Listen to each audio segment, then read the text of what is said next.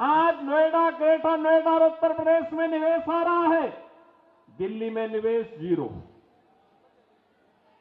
यहां के उद्योग, यहां पर कोई उद्योग लगे, रोजगार का सृजन हो, यहां पे आम आदमी पार्टी ने कभी इसके लिए प्रयास नहीं किया। नमस्कार, मैं हूं विजय और आप देख रहे हैं यूपी न्यूज। योगी आदित्यनाथ ने बुधवार को प्रयागराज में चल रहे महाकुंभ में अपने कैबिनेट सहयोगियों के साथ संगम में डुबकी लगाई।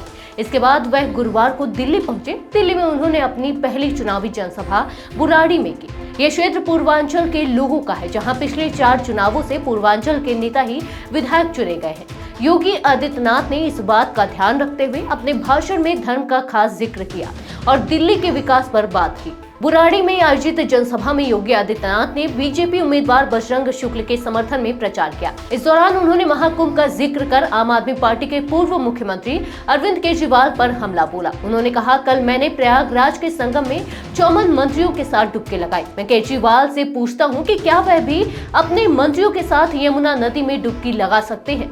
अगर उनके पास नैतिक साहस है तो उन्हें इसका जवाब देना चाहिए। योगी आदित्यनाथ ने आम आदमी पार्टी को विकास के मुद्दे पर भी घेरा। उन्होंने कहा कि दिल्ली के बाहर के क्षेत्र जैसे एनडीएमसी के इलाके के अलावा दिल्ली की सड़कों, सीवर और पानी की स्थिति खराब है। उन्होंने यह भी कहा कि पहले लोग दिल्ली को सुविधाओं के लिए आते थे, लेकिन अब सड़कें गड्ढों से भरी हुई हैं। योगी ने आरोप लगाया कि आम आदमी पार्टी ने दिल्ली को बदसूरत बना दिया है और उसे सत्ता में आने का कोई हक नहीं है। उन्होंने महाकुंभ का उदाहरण देते हुए कहा कि वहां की सड़कें दिल्ली से कहीं बेहतर है। योगी आदित्यनाथ ने बांग्लादेशी और रोहिंग्या घुसपैठियों के मुद्दे को भी उठाया।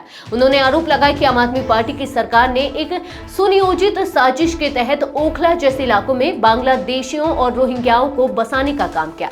उनके अनुसार आपके नेताओं के घरों में आधार बनाने की मशीनों के जरिए इन घुसपैठियों को आधार कार्ड बांटे गए। योगी ने यह भी कहा कि दिल्ली और नोएडा की सड़कों में जमीन आसमान का अंतर है। यूपी के शिक्षण संस्थानों और दिल्ली के जर्जर स्कूल भवनों के उदाहरण देते हुए उन्होंने कहा कि बच्चों के भविष्य के साथ खिलवाड़ किया जा रहा है। दिल्ली में 2020 के दंगों का जिक्र करते हुए योगी आदित्यनाथ ने कहा कि दंगे के समय आम आदमी पार्टी के विधायकों और पार्षदों की भूमिका संदिग्ध थी।